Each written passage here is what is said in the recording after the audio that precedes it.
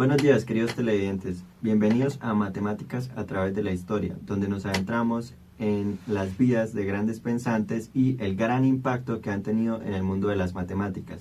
El día de hoy tenemos un programa muy especial en el cual nos adentraremos en la vida de dos grandes pensantes como lo fueron Tales de Mileto y Zenón de Elea. ¿Quiénes fueron y cuáles fueron sus aportes? Conocemos a Tales de Mileto, un filósofo, matemático y astrónomo nacido alrededor del año 624 a.C. en la ciudad de Mileto, en la costa de Jonia, hoy Turquía. Tales es reconocido como uno de los 7 sabios de Grecia y es considerado el primer filósofo de la tradición occidental, además de ser uno de los primeros matemáticos conocidos de la historia. Tales fue un pionero en el uso del razonamiento deductivo en la geometría, algo que cambió para siempre la forma que entendemos las matemáticas. Para profundizar en la vida y logros, hoy tenemos a nuestro invitado García, que nos hablará de este tema. Bienvenido, doctor García. Bueno, muchas gracias por haberme invitado aquí al día de hoy. Espero pues serles de ayuda y aclarar todas las dudas que tengan ustedes al respecto sobre estos dos personajes. Claro que sí, doctor García. ¿Podría contarnos un poco sobre los inicios de Tales de Mileto y cómo llegó a ser la gran persona que fue y los grandes logros que llegó? Bueno, pues iniciemos porque Tales de Mileto nació en Mileto, en una ciudad jónica, lo que, como ya se había dicho, hoy en día lo conocen como Turquía. Él tuvo unos viajes bastante extensos por lo que fue Egipto y Babilonia, y esto debido a que allí se centraban las civilizaciones que estaban más avanzadas, las cuales tenían unos conocimientos mucho más amplios. Él dedicó gran parte de su tiempo a estudiar estas civilizaciones, compartir con ellas y adquirir estos conocimientos. También fue uno de los primeros en introducir nuevas ideas y métodos en Grecia en el campo de la geometría. Ok, tenemos que también uno de los aportes grandes de Tales de Mileto fue el famoso teorema de Tales. ¿Podría explicarnos por qué es tan importante y en qué consiste? Bueno, pues el teorema de Tales nos dice que cualquier triángulo que esté inscrito en un semicírculo pues va a ser un triángulo rectángulo.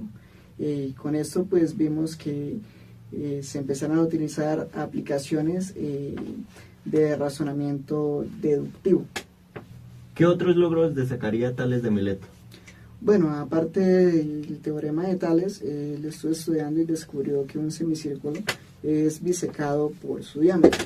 También en cuestión de triángulos, hablando específicamente del triángulo isósceles, descubrió que los ángulos que estaban ubicados en la base de este triángulo eran iguales. También estudió y descubrió la proporcionalidad en los triángulos y fue el primero que con base a esto empezó a calcular o a medir las distancias. Esto pues en las pirámides vio que el sol proyectaba una sombra o cierta sombra en las pirámides, y a través de esto y estos métodos, más que todo en los triángulos, pues a medir la altura de las pirámides y empezó a descubrir o a medir las otras distancias en otros objetos. Ahora viajemos a Elea en el sur de Italia.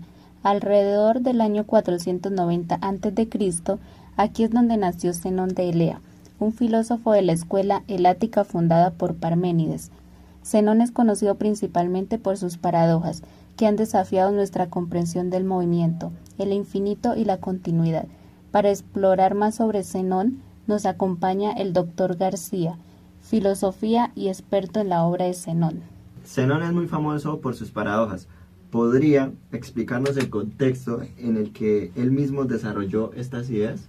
Bueno, pues Zenón principalmente fue discípulo de Parménides, y él lo que más buscaba era defender las ideas de su maestro, las ideas que él tenía sobre la unicidad y la inmovilidad del ser.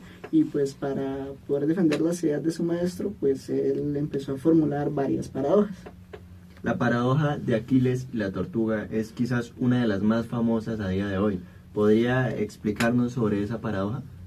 Bueno, pues la paradoja de Aquiles y la tortuga nos dice que Aquiles es el corredor más rápido, que si él compitiera en una carrera contra una tortuga, la cual ya tiene una ventaja, pues él como tal nunca podría alcanzar la posición en que ésta estaba, o alcanzar la tortuga como tal, ¿Por qué? Porque a medida que él trata de alcanzarla, la tortuga se va moviendo, va avanzando, de tal manera que nunca va a ser posible que la alcance o encuentre exactamente su posición. Y pues esto nos ponía en duda sobre la continuidad del espacio y el tiempo y el movimiento. Bueno, otra paradoja muy famosa es la dicotomía. ¿Podría explicarnos también esa paradoja? Bueno, la paradoja de la dicotomía nos dice que cuando nosotros queremos avanzar una distancia, siempre tenemos que pasar por la mitad de esa distancia. O sea, si nosotros vamos a un punto, siempre tenemos que pasar por la mitad de este. Y que al mismo tiempo tenemos que pasar por la mitad de este, tenemos que pasar por la mitad de este. Y luego otra vez por la mitad de este, haciéndolo realmente un número infinito de mitades. Entonces, pues con esta paradoja él cuestionaba, ¿cómo es posible que nosotros podamos recorrer una distancia en un tiempo finito donde los números son infinitos? Ahí planteó la existencia del infinito y pues la continuidad del espacio-tiempo. Muy interesante esa paradoja. Tenemos también otra paradoja como es la flecha. ¿Podría explicarnos también el contexto de esa paradoja? Bueno, resulta que con la paradoja de la flecha él cuestiona el movimiento y el espacio, ya que dice que si nosotros llegamos a lanzar una flecha, pues si dividimos el tiempo en segmentos muy pequeñitos, la flecha va a estar fija en un momento del tiempo y esta va a estar en reposo. Entonces, a medida que cada vez que tomamos una escena, la flecha va a estar en reposo y en un movimiento fijo. Entonces, plantea que cómo es posible un movimiento en el espacio si vemos que dividiendo todo siempre va a estar en reposo o va a estar en un punto fijo sin estarse moviendo. Ok, señor García, pues muchas gracias. Pasemos al siguiente capítulo. ¿Listo? Ambos pensadores dejaron un legado perdurable. Tales de Mileto con la geometría deductiva y Zenón desafiando nuestra noción sobre el infinito y la continuidad.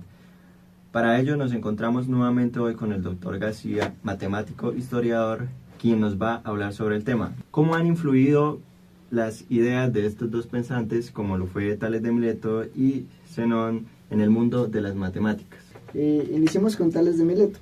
Bueno, las contribuciones que Tales hizo a la geometría nos ayudaron a sentar bases para el desarrollo de la ciencia en la Grecia antigua y se fueron incluso mucho más allá. Mientras que las contribuciones que tuvo Zenón nos ayudó con el razonamiento deductivo y el planteamiento matemático, ayudó a que los filósofos se replantearan los conceptos del tiempo, el espacio y el movimiento.